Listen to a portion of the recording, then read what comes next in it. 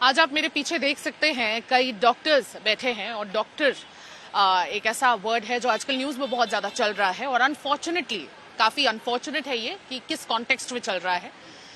31 वर्षीय doctor rape हुआ, उसका मर्डर हुआ काफी ब्रूटली और उसके खुद के वर्क प्लेस पे हुआ, यानी कि हॉस्पिटल में हुआ, जहां वो 2 बजे सुबह 36 आवर की लॉन्ग शिफ्ट कंप्लीट करके आराम करने गई थी।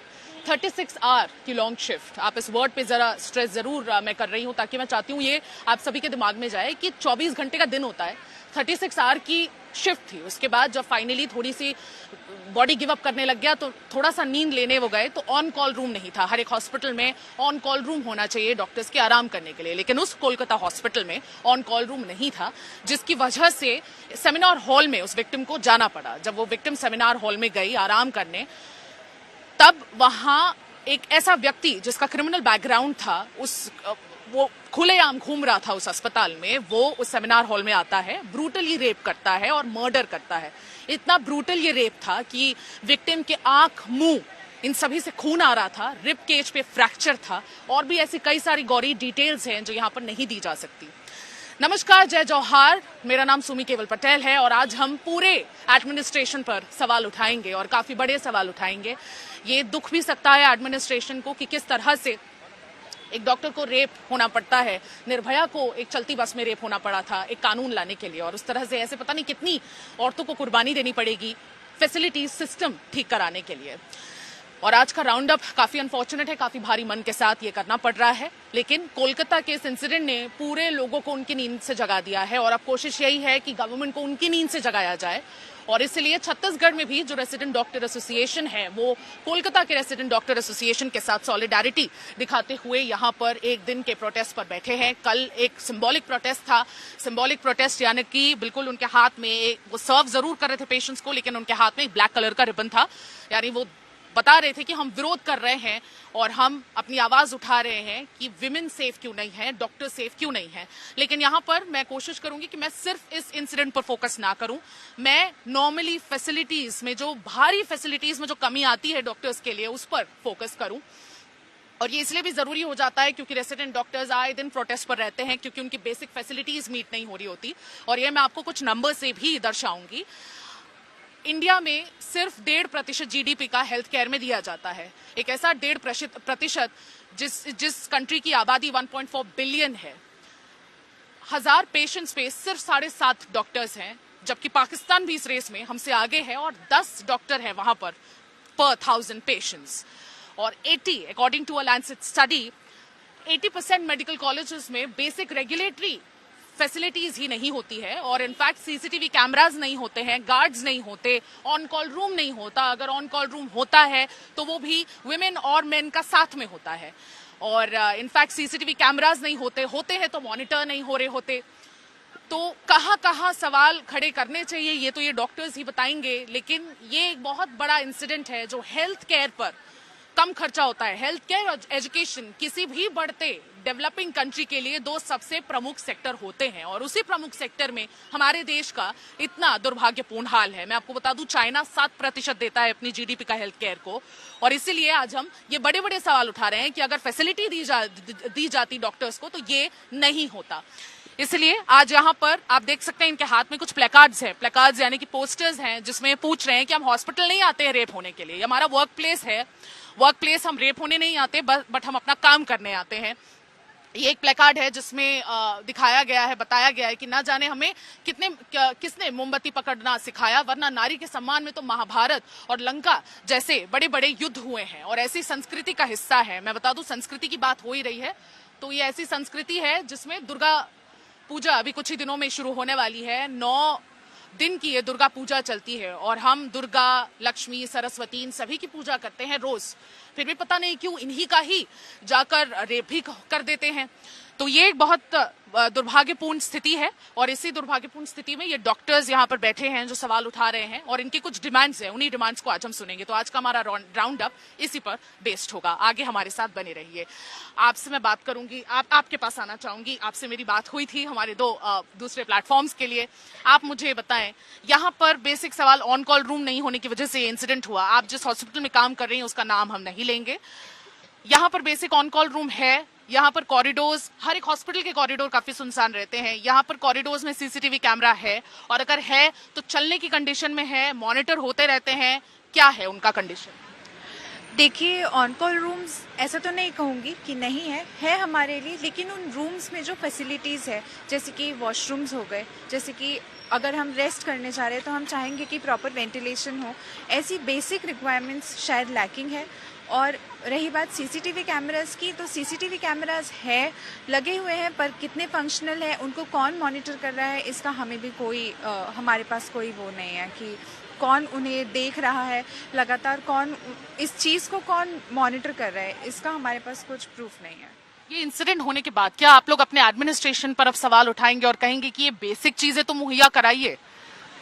मैं हायर अथॉरिटीज़ को ये बोलना चाहूँगी, मैं सेंट्रल लेवल पे ये बात रखना चाहूँगी कि हमारे लिए एक ऐसा प्रोटेक्शन एक्ट बनाया जाए, एक वायलेंस प्रोटोकॉल बनाया जाए कि किसी भी महिला डॉक्टर के ऊपर या फॉर दैट फैक्ट किसी भी डॉक्टर के ऊपर अगर ऐसी कोई भी हिंसा, कोई भी बदतमीजी की वारदात होती है तो उस पर जल्द से जल्द विद इन 24 आवर्स कुछ भी कार्यवाही हो, एक ऐसा एक्ट बनाया जाए। और जब एनएमसी किसी भी मेडिकल कॉलेज को रिकॉग्निशन देती है तो उसका एक बेसिक पॉइंट हो कि वहाँ की सिक्योरिटी मेजर्स और सेफ्टी मेजर्स और ये ड्यूटी रूम, सीसीटीवी कैमरा, सारी चीज़ें एक मिनिमम नंबर्स में हो, उसके बाद ही उस पर्टिकुलर कॉलेज को रिकॉग्निशन मिले। ये मैं सेंट्रल हायर अथॉरिटीज़ को ये अपनी बात रखना चाहूँगी। नहीं, बहुत ही अच्छा आपने पॉइंट उठाया है कि ऐसे हॉस्पिटल्स को परमिशन फंक्शन करने के लिए तभी मिलनी चाहिए जब वो बेसिक रेगुलेटरी नॉर्म को फॉलो कर सके। जैसे कि मैंने आपको बताया 80% मेडिकल कॉलेजेस में भारत में रेगुलेटरी नॉर्म्स यानी कि बेसिक फैसिलिटीज, जिसे एक सिंपल भाषा में कहा जाए, वो ही नहीं होती है। मैं धर्मेंद्र जी आपसे भी बात करना चाहूंगी, आप जरा सा आगे आए। आप लोग यहाँ पर लगातार मुद्दे आवाज उठा रहे हैं, आप लोगों ने पहले भी अपनी बेसिक फैसिलिटीज के लिए काफी सवाल उठाए हैं। उस समय भी यही होता है कि थोड़ा पेशेंट्स को तकलीफ होती है, एडमिनिस्ट्रेशन सुनता है, फिर वापस वही प्रॉब्लम होने लगती है। रेसिडेंट डॉक्टर्स कहीं ना कहीं आए दिन हॉस्पिटल से ज्यादा रोड पर नजर आते हैं क्योंकि बेसिक फैसिलिटीज नहीं हो रही होती है।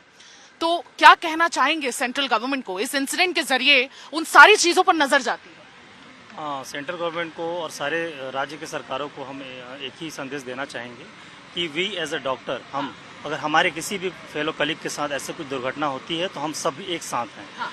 और हम अब वो जो बातें कही जाती थी कि डॉक्टर भगवान का रूप होते हैं, हम भगवान नहीं बनना चाहते हैं, हम इंसान ही ठीक हैं। आप हमें एक बेसिक इंसान की जो नीड होती है वो फुलफिल कर दीजिए। हाँ। ताकि हमें हमारी जो फीमेल डॉक्टर हैं उनको एक सेफ्टी फील हो, हमारे जो मेल डॉक्टर हैं उनको एक सेफ्टी फील हो।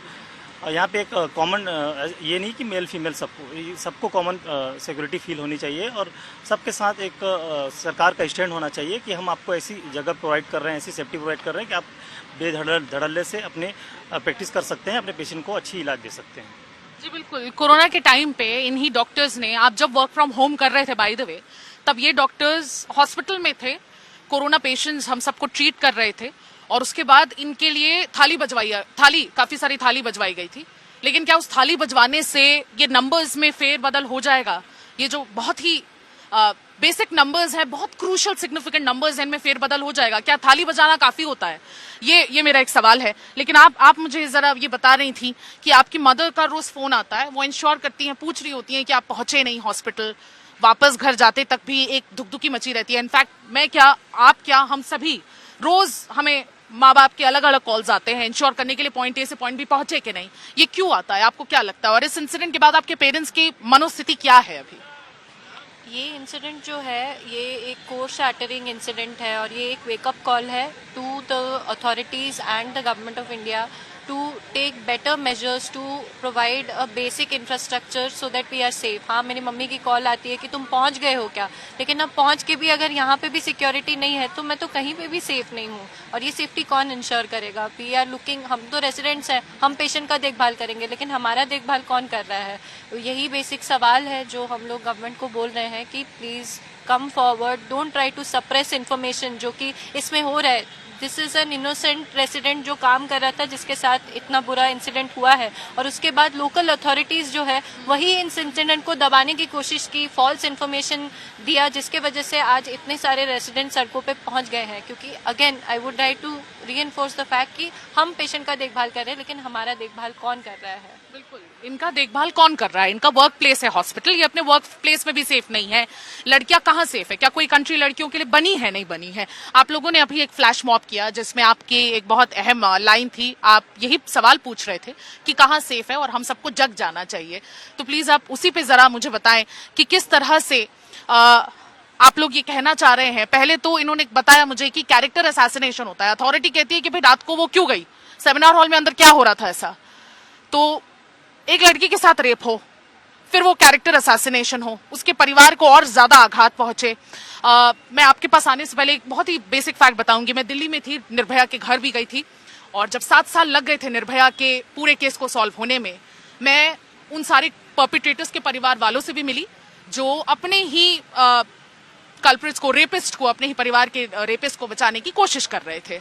मैं निर्भया के घर गई थी और मेरा बताने का तात्पर्य ये है कि जब एक लड़की के साथ ऐसा होता है तो उसके घर में जो सूनापन होता है वो घर कभी हील नहीं हो पाता उस दर्द से। और निर्भया के केस में भी यही था। आज आप अगर जाएंगे द्वारका, दिल्ली अगर पहुंचेंगे और उस एरिया में अगर जाएंगे तो आपको पता चलेगा कि जब ऐसा किसी के साथ होता है तो ना पेरेंट्स हील होते हैं, ना वो घर हील होता है, ना वो कंट्री हील होता है, और हम दिन ब दिन पीछे चले जा रहे हैं। तो आप लोगों ने एक फ्लैश मॉब किया लोगों को जगाने के लिए, क्या कहना चाहेंगे? आपको लगता है ये सब भी काफी है? ये तो बिल्कुल काफ़ी नहीं है। बस हम लोगों को ये बताना चाहते थे, आम जनता को ये बताना चाहते थे कि ऐसे क्राइम होने के बाद भी हमारा सिस्टम क्या कर रहा है। आज पूरे 5 दिन हो गए हैं, 5 दिन जो उनकी फैमिली सफ़र किया, इतने बड़े मेंटल टॉर्चर से गुजर रहे हैं वो, क्या उनको न्याय मिल रहा है? बिल्कुल नहीं, बिल्कुल सेटिस्फेक्शन नहीं मिल रहा मुझे और किसी को भी नहीं। और कोई इस हादसे के बाद यहाँ जितने डॉक्टर बैठे हैं वो भी कहीं भी सेफ फील नहीं कर रहे हैं। जैसे मैम ने बताया कि ये सारे इंसिडेंट के बाद वो ड्यूटी आवर्स, नाइट आवर्स के लिए आती हैं तो इनके पास कंटिन्यू कॉल आ रहा है। ये तो सफ़र कर रही हैं, इनके मन में डर भी है, साथ ही साथ उनके फैमिली, वो भी हो सकता है वो भी रात भर जग रहे हैं इसी डर में कि इनके साथ ऐसा ना हो जाए। तो बस मैं ये चाहता हूँ कि अभी एटलीस्ट हमारा जो शासन है, हमारा जो अथॉरिटी है जो यहाँ रन कर रहा है सब कुछ, एश्योर करे कि अभी जो डॉक्टर नाइट ड्यूटी कर रहे हैं तो वो सेफ फील करें।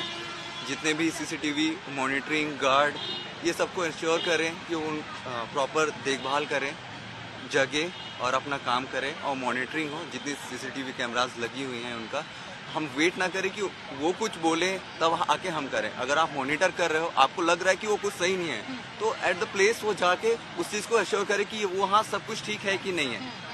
बस मॉनिटर इतनी बड़ी लगी हुई है, उसको देखने वाला कोई नहीं है, तो क्या मतलब ऐसे सीसीटीवी कैमरास का? और गार्ड, 2 गार्ड यहाँ पे बैठे हुए हैं, अगर 10 लोग आते हैं तो ये 2 गार्ड क्या कर पाएंगे उनके साथ? कुछ नहीं कर पाएंगे। इवन हम डॉक्टर भी, अगर 10 लोग हैं यहाँ पे, अगर 50 लोग आ जाते हैं तो क्या करेंगे हम? तो ये सारी चीज़ों की एश्योर कौन करेगा कि हम सेफ हैं अपनी जगह पे? बिल्कुल। ये सारी फिगर्स इसलिए भी उठाए गए क्योंकि डॉक्टर्स एक ऐसी कम्युनिटी होती है जिन पे सबसे पहले अगर पेशेंट्स के साथ कभी कुछ बुरा होता है तो उनकी फैमिली उत्तेजना में आके उन पे ही हमला करती है। तो इसलिए इन्होंने बताया कि एक बेसिक जो हिंसा होती है डॉक्टर के साथ, उसके लिए कानून लाना जरूरी है। और बीजेपी गवर्नमेंट ऐसी कोशिश में लगी हुई थी, लेकिन फिर भी उसके बाद वो बिल कभी पास नहीं हो पाया। उसके बाद ऐसा कुछ चर्चा भी नहीं हुई है, शायद अब उस पर चर्चा हो। आप लोग के जो पे होते हैं वो भी काफी बेसिक होते हैं। आधा डेकेड पढ़ाई में कर लेने के बाद आधा डेकेड स्टेट एडमिनिस्ट्रेशन में सर्विस के तौर पे देना पड़ता है, उसके बाद जाके कुछ डिसेंट सा हो पाता है। और अगर कुछ ना भी हो तो फिर आप लोग, जब ब्रेन ड्रेन हो जाता है, ब्रेन ड्रेन यानी कि जब आप लोग बाहर चले जाते हैं तो उसके बाद आप ही लोगों पे सवाल उठाया जाता है। तो क्या कहेंगे उस संदर्भ में भी, क्योंकि हम ओवरऑल बात कर ही रहे हैं जब फैसिलिटी पे, तो क्यों ना उसे भी उठा लिया जाए? जी, आपका सवाल बहुत वाजिब है। हाँ। और इसका आंसर ये है कि जैसा कि आपने पहले भी इस मुद्दा को उठाया था कि हेल्थ सिस्टम पे सरकार की जो जीडीपी होती है उसकी बहुत ही माइन्यूट अमाउंट जो रहता है शेयर होता है हेल्थ सिस्टम पे। और ये जो मुद्दा है, जो आए दिन हमारे साथ जो वारदात हो रही हैं और जो अभी कलकत्ता में जो एक हिंसक और जघन्य अपराध हुआ है, ये बहुत ही कहना चाहिए बहुत गलत है।